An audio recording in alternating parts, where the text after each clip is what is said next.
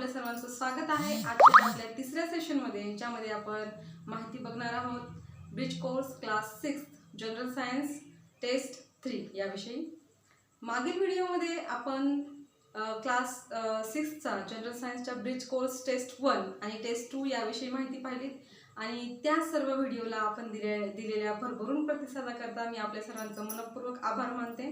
आणि याही सेशनमध्ये आपण सर्व टेस्ट पेपरमधील सर्व क्वेश्चनचं या ठिकाणी एक्सप्लेनेशन देणार आहोत आणि अंडरस्टँडिंग तुमची कन्सेप्ट त्या ठिकाणी क्लिअर करण्याचा प्रयत्न करणार आहोत। So let's start with the question paper.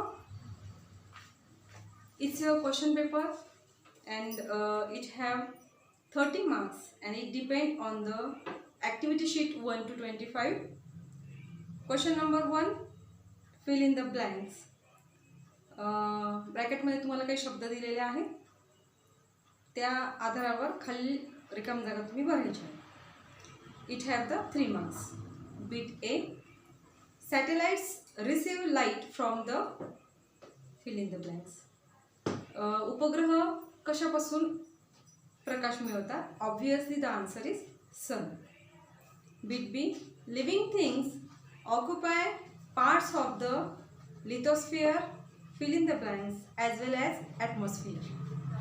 We know there are the 3 spheres and answer is, it's very easy, hydrosphere.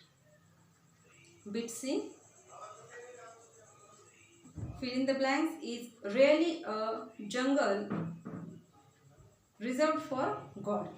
म्हणजे देवांसाठी खरोखर हे जंगल राखीव ठेवण्यात आलेलं आहे, त्याचं नाव, the answer is Devrai. Question number 2, write the name of the following organ system and the name of the 2 most important organs. बघा या ठिकाणी तुम्हाला एक आकृती दिलेली आहे. Observe that figure and then tell the name of the organ system.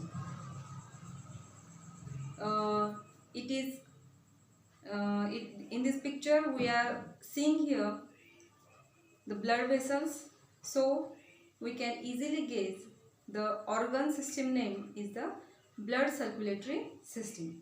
And which is the important part of this system? Yes, heart. And next picture, in this diagram we watch here the parts: nose, trachea, lungs, diaphragm. So what is the name of this organ system? Yes, correct, it is the respiratory system. या पद्धतीने आपल्याला organ system आणि त्यांच्या ऑर्गन्सची नावे लिहायची आहे. It have the 4 marks. Question number 3, answer in 1 word. एका शब्दामध्ये आपल्याला प्रश्नांची उत्तरं द्यायची आहेत आणि प्रत्येकी 1 मार्क याला दिलेला आहे. Bit A, the sanctuary in Solapur district is famous for which bird? सोलापूरमध्ये जे अभयारण्य आहे पक्ष्यांसाठीचं, तिथे कोणते पक्षी राहतात? The answer is Maldhok. Bit B, what is the popular name of Mangalyaan? Mangalyaan आपल्याला माहिती आहे, त्या मंगलयानाचं योग्य नाव काय आहे हे आपल्याला इथे सांगायचं आहे, किंवा पॉप्युलर असलेलं दुसरं नाव काय आहे? The popular name of Mangalyaan is the MOM. MOM means Mars Orbit Mission. Bit C, the tremendous increase in food grain production in our country is known as what? म्हणजे भारतामध्ये जी अन्नधान्य बाबतीमध्ये क्रांती घडून आली होती, त्याचं नाव काय आहे? The answer is green revolution. This revolution was brought by Dr. M.S. Swaminathan. हेही आपल्याला माहिती असायला हवं. Now the question number 4, write down which nourishment are obtained from the following sources. तुम्हाला खाली चित्र दाखवलेली आहे आणि त्या पदार्थातून न्यूट्रिशनचा कोणता प्रकार आपल्याला मिळतो, जसं की फॅट्स, कार्बोहायड्रेट्स, प्रोटीन्स, या पद्धतीने कोणता न्यूट्रिशन आपल्याला मिळतं हे आपल्याला सांगायचं आहे. Look at this picture, it is the ghee and ghee gives us fats. We get the fats from the ghee. And second picture, It is the jaggery. Jaggery, we get the nutrients, carbohydrates from the jaggery. Actually, jaggery contains sugar called sucrose and it gives us energy. Question number 5. Why did this happen? म्हणजे असं का घडतं हे आपल्याला सांगायचं आहे. It have the totally 6 marks and it have 3 bits. Means each question have the 2 marks. Bit A.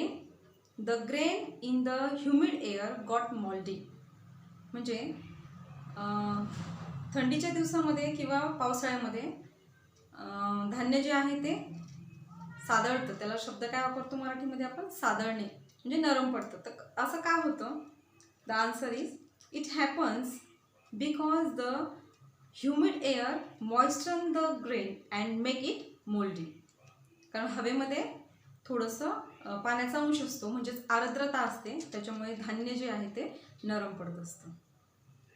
Bit B. Air pollution was caused by excessive use of vehicles.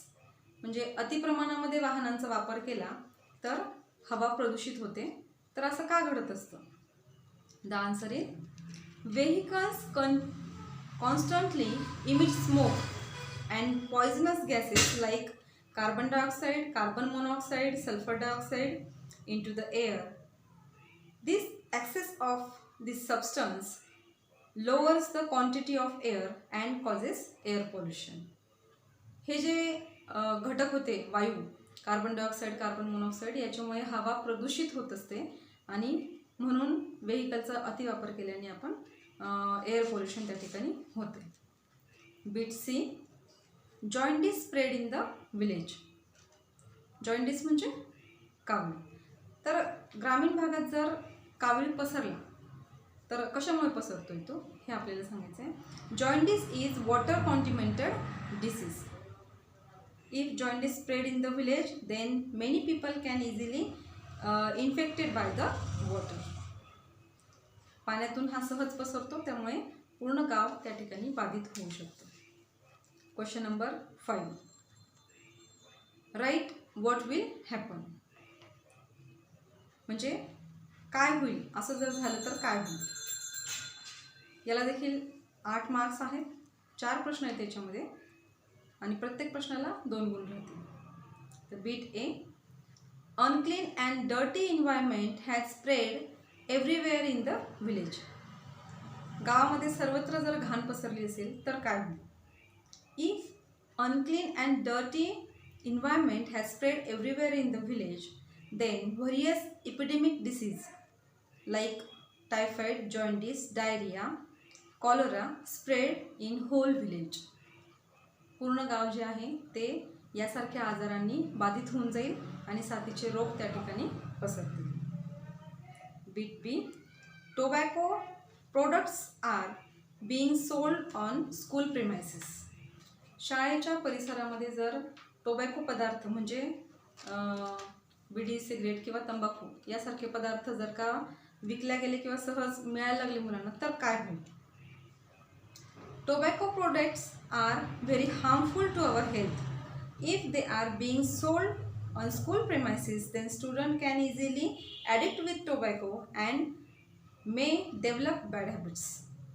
जर शाळेच्या परिसरात ते मिळायला लागले तर मुलांना ते सहज त्या आहारी जातील आणि कळत नकळत त्यांना वाईट सवयी त्याच्यातून लागतात.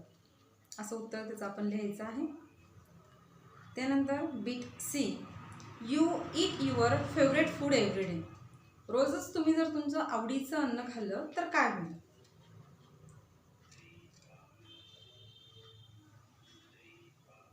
If we eat your favorite food every day, then your body does not get proper nourishment and it causes some specific disorder or malnutrition. Malnutrition म्हणजे कुपोषण. फक्त एकच पदार्थ जर आपण खात राहिलो तर आपल्या शरीराला योग्य पोषण मिळणार नाही आणि कुपोषण त्या ठिकाणी होऊ शकतं. Bit D. The forest of the earth were destroyed. या पृथ्वीवरची जंगल जर नष्ट झाली तर काय होईल? If the forest of the earth were destroyed, carbon dioxide level will increase and it rise the temperature. तर जंगल जर नष्ट झालं तर आपल्याला माहिती आहे झाडं ऑक्सिजन मिळवत असतात, ऑक्सिजन देत असतात आणि ते ऑक्सिजनचं प्रमाण कमी होईल, कार्बन डायऑक्साईडचं प्रमाण वाढेल आणि ग्लोबल वॉर्मिंग देखील त्या ठिकाणी वाढू शकते. तर या प्रकारे तुम्ही सर्व प्रश्नांची उत्तरं तिथे लिहायची आहेत. Question number 7, make a food chain and the animal names are given here: frog, kite, worm, snake and grass. So the answer of this question means the food chain is first grass, then worm, then frog and then snake and last one is the kite. म्हणजे गवताला worm आळी खाते, आळीला frog खातोय म्हणजे बेडूक, आणि बेडकाला साप खातोय आणि सापाला शेवटी घार किंवा काईट हा खातो. या पद्धतीने अन्न साखळी पूर्ण करायची. It have the 1 marks. Question number 8, observe the following picture and answer the question given below. बघा हे चित्र दिसतंय तुम्हाला, ते चित्र काळजीपूर्वक पाहायचं आहे आणि आपल्याला एनर्जी सोर्सेस कोणते आहेत यातनं ते आपल्याला सांगायचं आहे. त्यावर आधारित प्रश्न दिलेले आहेत बघा इथे. ए, which source of energy are shown in this picture? ह्या चित्रात कोणते कोणते एनर्जी सोर्सेस दाखवलेले आहेत? Answer: we see the various form of energy such as heat, light, sound, electricity and kinetic energy. Question B, those sources are converted into which form of energy? आता हे जे सर्व सोर्सेस दिलेले आहेत एनर्जीचे, हे कशामध्ये कन्वर्ट केलेले आहेत? त्या ठिकाणी बाण दिसतोय तुम्हाला. The answer is all those resources are converted in producing electricity. म्हणजे वीज निर्मितीसाठी ह्या सर्व एनर्जी सोर्सेसचा वापर केला जात आहे. या पद्धतीने आपण सर्वांनी क्वेश्चन पेपर सोडवायचे आहेत आणि सुंदर अक्षरात आणि व्यवस्थित लिहून तुमच्या शाळेमध्ये तुम्ही ते सबमिट करायचे आहेत. आणि तुम्ही हा व्हिडिओ पाहिला त्याबद्दल धन्यवाद and best of luck for your question paper and answer.